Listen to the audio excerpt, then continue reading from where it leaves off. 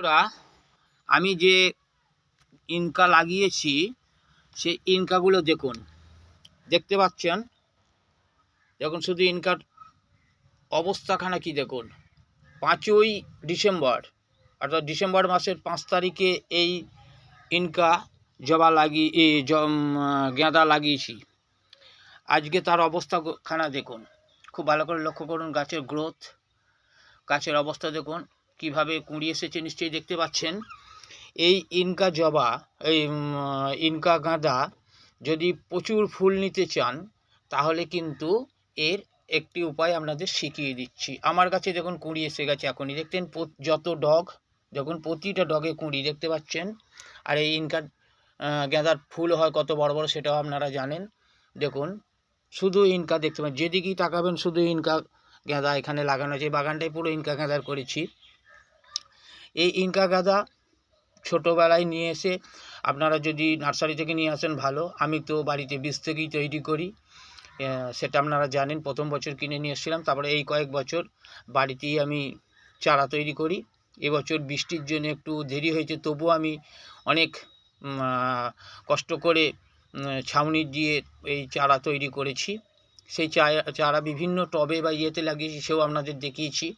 এখন পরস্পর আপনাদের গাছ দেখাবো, দেখবেন আমার গাছ। দেখুন এই যে মাটিতে বসিয়েছি, দেখুন এই দেখুন মাটিতে কিন্তু সব লাগানো আছে, দেখতে পাচ্ছেন। আর গাছের উচ্চতা দেখুন, দেখুন কত ছোট গাছ দেখতে পাচ্ছেন একদম। আচ্ছা, আমি কিন্তু কোনো রাসায়নিক সার ব্যবহার করি না, আমি সব জৈব সার ব্যবহার করি। এবং যেটা আপনারা বুঝবেন গোবর সার সেই, আর বাড়ির যে আনাজের খোসা বা ইত্যাদি যেগুলো থাকে সেগুলো দিয়ে আমি মাটি তৈরি করি। এবং গাছে অনেক গর্ত খুঁড়ে সেগুলো দিয়ে তারপরে এই যে কোনো ফুলের গাছ আমি বসাই। এরপর যখন একটু ছোট ছিল, অর্থাৎ 5 তারিখে বসিয়েছিলাম, 15 তারিখে এই দেখুন গোড়া খুঁড়েছি, দেখতে পাচ্ছেন। এই দেখুন মাটি ভিজে এই গোড়া খুঁড়ে 1 চা চামচ করে সর্ষের খোল আর ওই গোবর শুকনো দিয়েছি। আর প্রতিদিন জল দিয়ে গাছ এই আজকে হচ্ছে আপনার 24 তারিখ, তার মানে এই 19 দিনের গাছ। এগুলো দেখতে পাচ্ছেন, এগুলো সব 19 দিনের গাছ কীভাবে হয়েছে দেখুন। এবার যখনই একটু ছোট গাছ ছিল, কিন্তু এই গাছের এই যে এরম ডগ ধরে ছিঁড়ে ফেলে দিয়েছি। কারণ গাছের ডগ এই যত ধরে ছিঁড়ে ফেলে দেবেন, গাছ তত ঝাপড়ি ঝুপড়ি হবে, ছোট হবে। এবং যত শাখা বেরোবে, দেখুন প্রতিটা শাখাতে দেখুন কুঁড়ি আসছে, দেখুন। আর সব ছিঁড়ে ফেলে দিয়েছি, সে আপনাদের আগেও দেখিয়েছি। দেখুন প্রতিটা ডগে কুঁড়ি আসবে।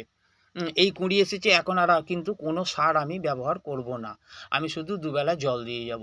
এরপর যখন ফুল হবে আপনাদের দেখাবো। দেখতেই পাচ্ছেন, দেখুন এগুলো সব আমারই ইনকা, বিভিন্ন কালারের ইনকা আছে। ফুল ফুটুক, গাছ ভর্তি ফুল হোক, আপনাদের আবার দেখাবো। যাই হোক, যদি গাছ পরিচর্যা কীভাবে করবেন জানতে চান আমাকে বলবেন, আমি জানিয়ে দেবো।